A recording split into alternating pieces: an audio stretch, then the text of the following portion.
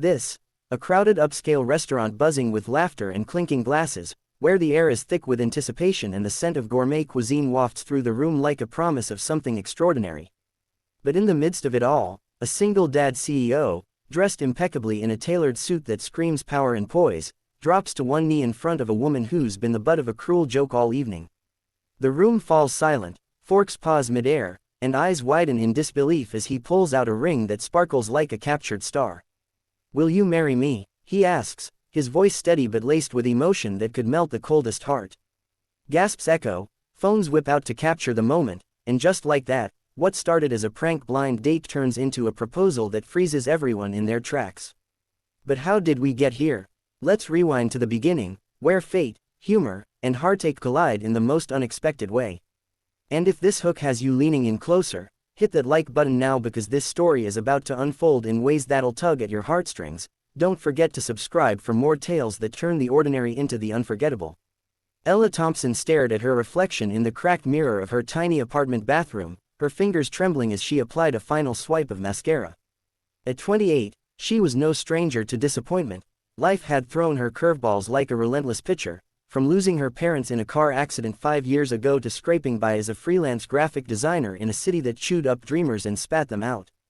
Tonight, though, was supposed to be different. Her so-called friends, a group of co-workers from the temp agency she sometimes gigged at, had set her up on a blind date. "He's perfect for you, Ella," they'd gushed over coffee that afternoon, their eyes twinkling with what she now suspected was mischief rather than genuine goodwill. "Rich, handsome, and totally your type," brooding with a side of mystery. She hadn't dated in ages, not since her last relationship fizzled out under the weight of her grief and financial struggles.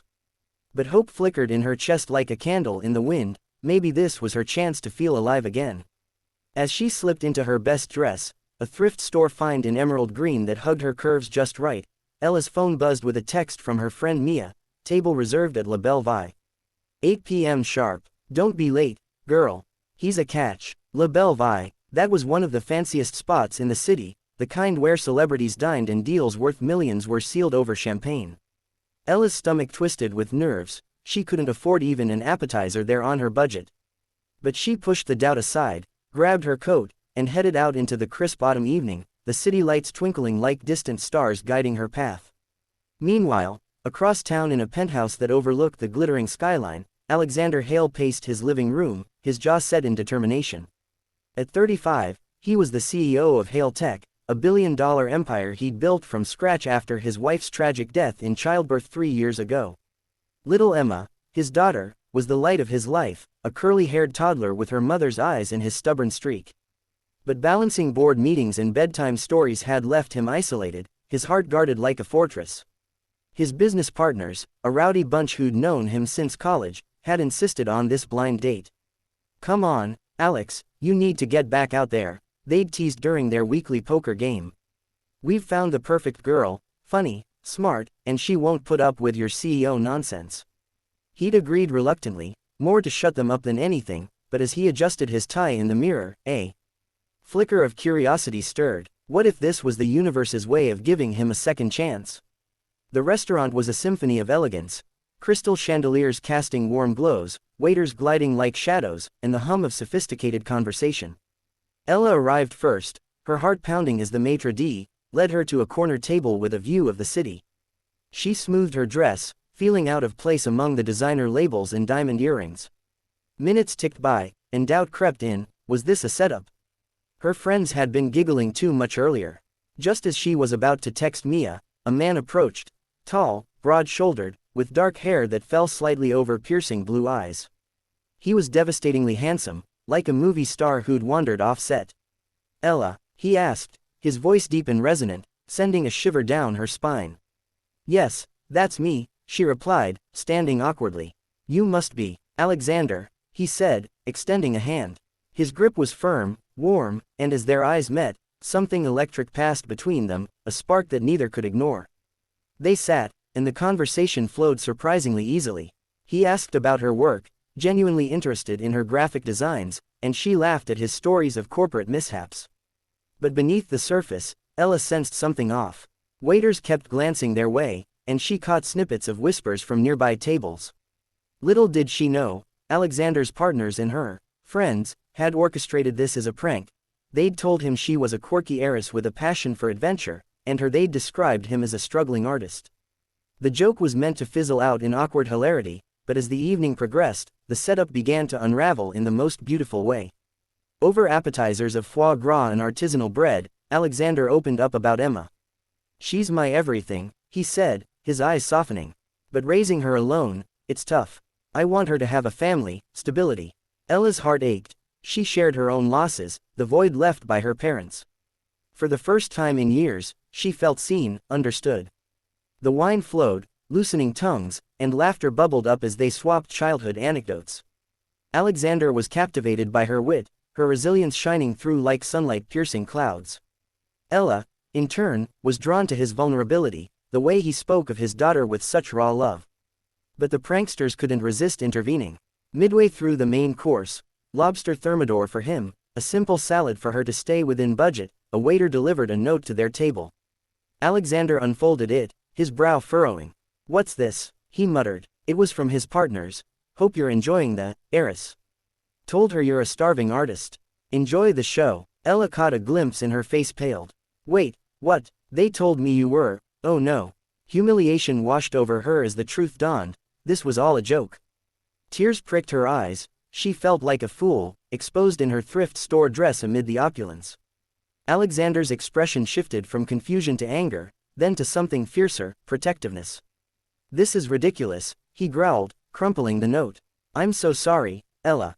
I had no idea." But instead of storming out, he reached across the table, taking her hand. "Let's turn this around. Stay. Let's make this real." His sincerity pierced her defenses, and as dessert arrived, a decadent chocolate soufflé, they talked deeper, sharing dreams and fears. The restaurant's ambiance faded. It was just them, two souls connecting amid chaos. As the night wore on, Alexander learned of Ella's struggles, mounting bills, creative blocks, the loneliness that mirrored his own. "You're incredible," he told her, his voice husky. "Despite everything, you shine." Ella blushed, unused to such praise. They lingered over coffee, the prank forgotten in the warmth of genuine conversation.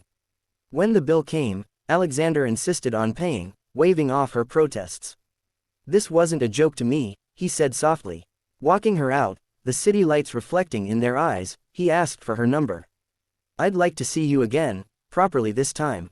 Ella nodded, her heart soaring. Little did she know, this was just the spark, the fire was about to ignite. The next day, Ella woke to a bouquet of roses at her door, with a note, "Last night was real.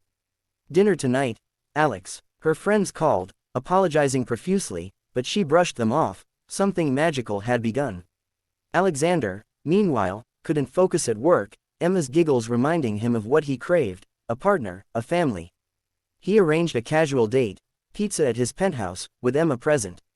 Ella arrived nervous, but the toddler took to her instantly, climbing into her lap with a stuffed bear. "Pretty lady," Emma cooed, and Ella's heart melted. Weeks blurred into a whirlwind romance. Dates at art galleries where Ella's passion shone, picnics in the park with Emma's laughter echoing, late-night talks on his balcony overlooking the city. Alexander admired her creativity, commissioning her for Hail Tech's new logo. Ella saw beyond his CEO facade, the man who read bedtime stories with funny voices, who grieved his wife but yearned to love again. Challenges arose. Paparazzi snapped photos, labeling her a gold digger. His board questioned his focus. But they faced it together, their bond strengthening. One evening, as autumn leaves fell, Alexander confessed over wine, "I never expected this, but you've become my world."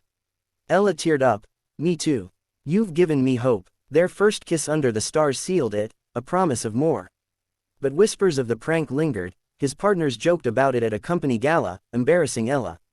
Alexander shut them down fiercely. "She's no joke, she's my future." As winter approached, their love deepened. Christmas at his family cabin, Emma calling Ella, Auntie Elle, with innocent affection. Ella designed holiday cards, feeling part of something bigger. Yet doubts crept in.